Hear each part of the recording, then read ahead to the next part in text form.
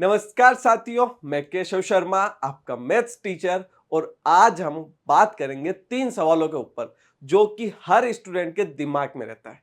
पहला सवाल, is maths hard? क्या मैथ्स हार्ड है?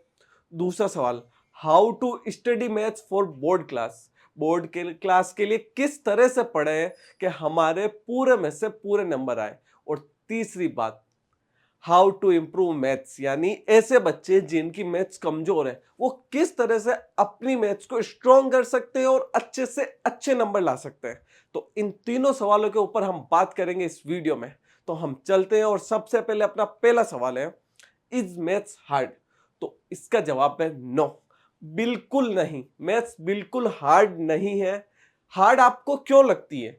क्योंकि आपके पढ़ने का तरीका गलत है। बच्चे क्या करते हैं, जब एग्जाम आने वाला होता है तो उससे 3-4 दिन पहले किताब को उठाते हैं, उसमें से सवाल करते हैं, कंसेप्ट करते हैं, याद करने की कोशिश करते हैं। तो आपको मैथ्स कैसे आसान लगेगी? आपको मैथ्स पढ़ने के लिए पूरा साल दिया होता है और आप क्या करते हो, आप चाहते हो कि आपको 2 से 3 दिन के अंदर वो मैथ्स आ जाए। तो बच्चों, ऐसा नहीं होगा।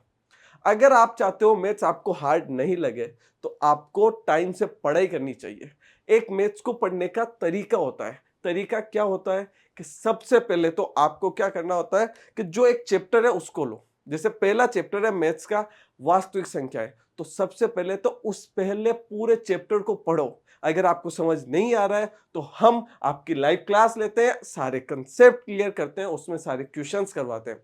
तो आप पहले उन कंसेप्ट को समझे, उसके बाद क्या करें, क्वेश्चंस की प्रैक्टिस करें और एक टाइम पर एक ही चैप्टर करें।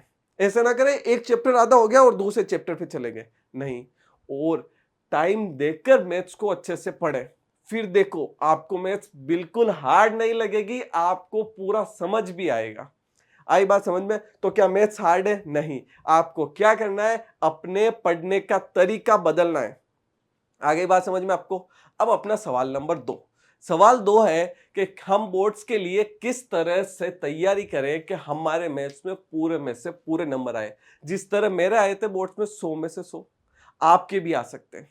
ठीक है, तो भाई साहब सबसे पहले तो ध्यान रखना है एनसीईआरटी का।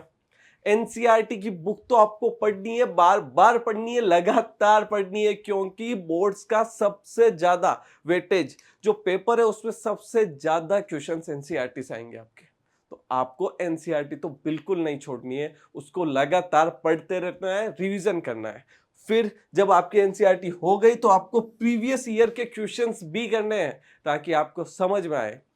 फिर उसके साथ मॉडल पेपर के भी क्वेश्चन करो ताकि आपको पता चले क्वेश्चन किस तरह से आते हैं और किस तरह से क्वेश्चंस को सोल्व किया जाता है, किस तरह तैयारी की जाती है।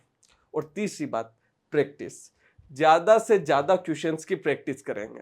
हम आपके साथ लाइव आएंगे, आपको कंसेप्ट बिल्ड करवाएंगे, हर एक टॉपिक को अच्छे से समझाएंगे और मैं आपको प्रीवियस ईयर क्वेश्चंस भी करवाऊंगा, मॉडल पेपर भी करवाऊंगा, प्रैक्टिस भी करवाएंगे।